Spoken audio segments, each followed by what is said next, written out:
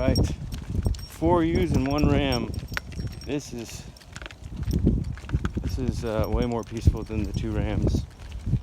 The ewes being forced forward like that by all of them being having their ass rode by the ram in the back was a good experiment. It worked, but it worked a little too well because I don't know. I just feel like that's getting the females to waste energy when you want to conserve every bit of their energy for lamb production and milk production.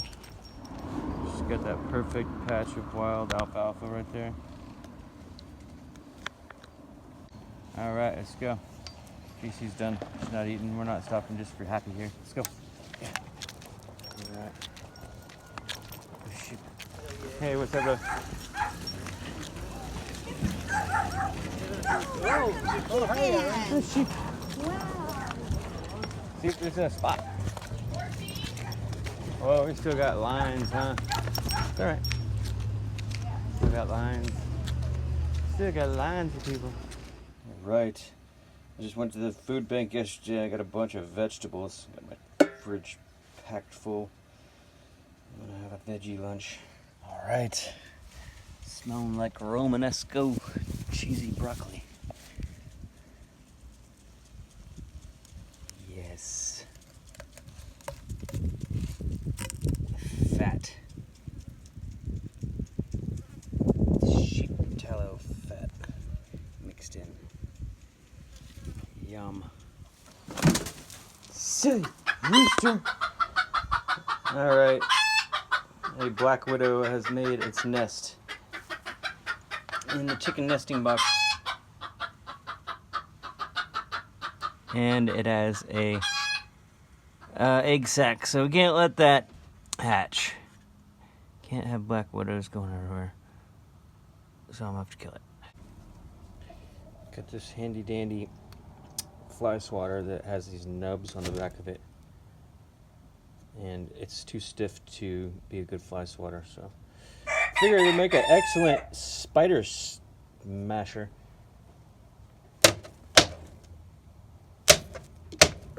Smash that egg sac. Sorry, spider. You are a feared species. Alright, get all this out of there. The chickens can start laying in there again.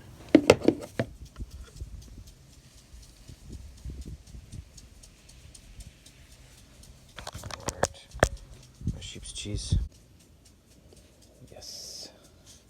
I think you got it. And I fold it up the entire time. Keep in mind to keep that little vent slot facing up so that the liquids don't spill out. And it ends up being a perfect little serving size that I'm able to pull out at any one time so that I don't get flies getting all over my food. It's easy to just wave them off this little area. My sheep's, holy cow, my sheep's cheese, buttery cheese. Golly, all this fat, this lard that's come off this pork, potatoes, wild parsley, wild onion seed.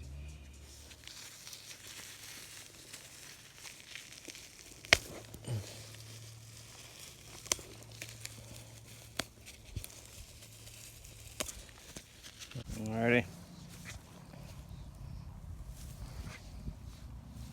Got all the star thistles pulled up around the gate. Alright. 3 piles. 4 piles. Ha ha ha. I love this bedboard slash milking stand slash workbench. So convenient to be able to detach and use for multiple things. Table sometimes. Alright, just got to get on the other side of the fence.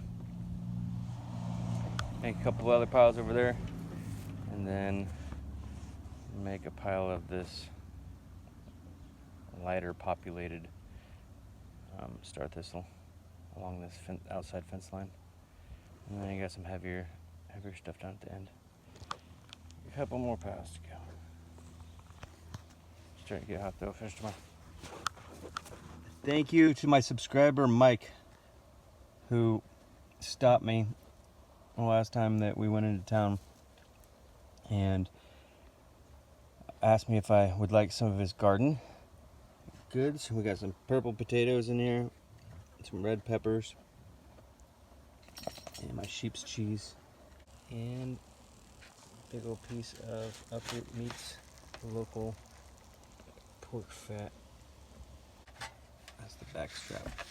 I don't like the leaf lard or the leaf tallow as much as the back, this fat that's on the back. That stuff is tasty. Thank you, Ed. Good sheep. Here's what's left of the orchard. It's nothing but wild prickly lettuce. I'm loving that though. It's got good crunch to it. And the lower tree leaves. I'm loving those. When none of the other ones are around, you can say hi to her. You can touch her. Oh, she's This is the only. This is the only. one. Well, she's the most obedient. So if she's walking off, I tell her no, and she stops walking off. So I can socialize her because she's obedient. JC. You said I Yeah, you can say hi to her. Yeah, you can touch her. Yeah. I like her. I'll take a bunch of pictures. Facing you. I'm taking bunches of pictures. Facing you. Yeah. Yeah, focus it. Both of us? Yep.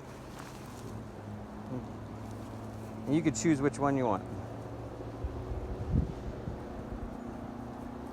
Good mother. Yes, she is. I'm a good mother too. Mm. Mother to mother. How many children do you have? Just one. One? Good. Good sheep. Yeah.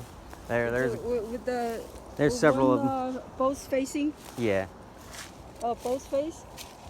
Well, I'll look later. Thank you. There should be like 10 of them in there. There should be a that good many? one. Yeah. I took a bunch of them.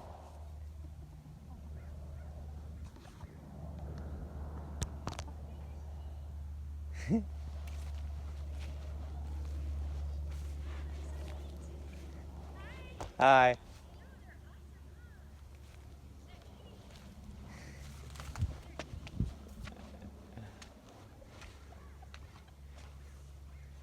So cool. See, that's why I don't socialize my sheep, so that they don't approach people that are walking by and stuff.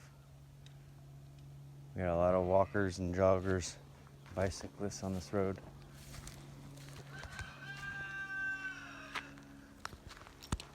Good sheep. Yeah. Good girl, happy.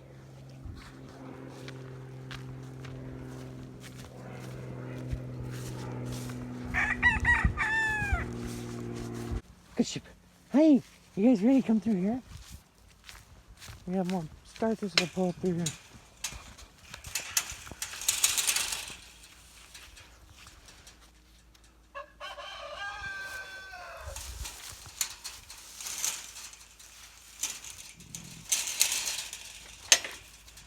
Start this will suck. Hi, my GC. I didn't milk her yesterday for the first time. I was milking her once a day. Come here.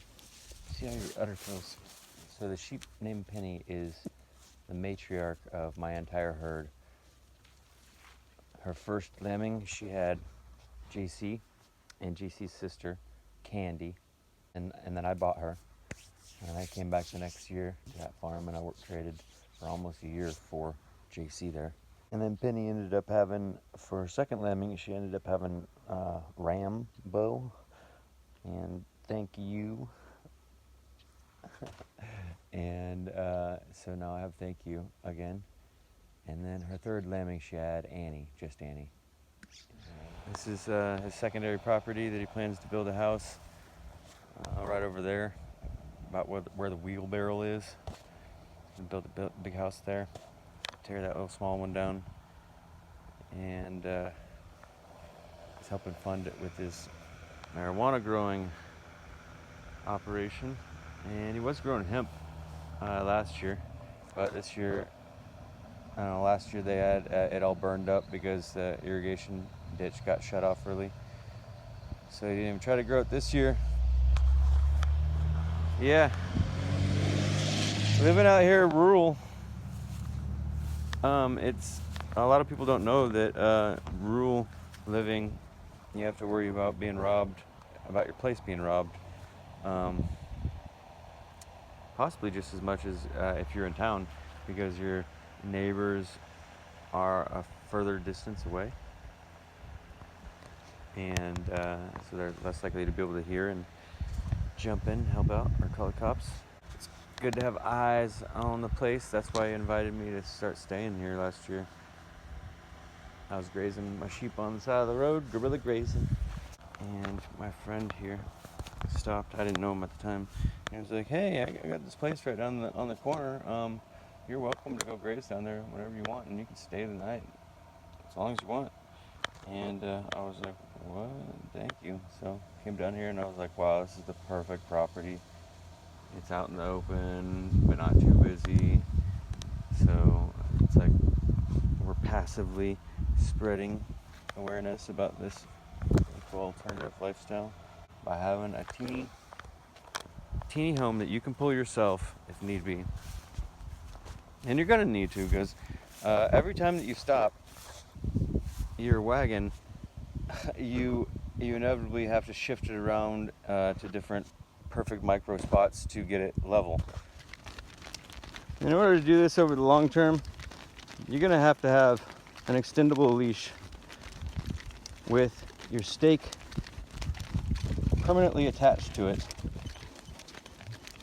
and you're going to have a wrist loop so that you can hold on to your leash just by the 2 fingers or 4 fingers, just very relaxedly. You don't have to actually like hold on to it. You can just relax your fingers and pull it up if you need it. Because trying to hold on to this for miles at a time is actually really annoying, especially with any larger of a leash. I will not use any of the large leashes. These medium-sized ones are perfect for me.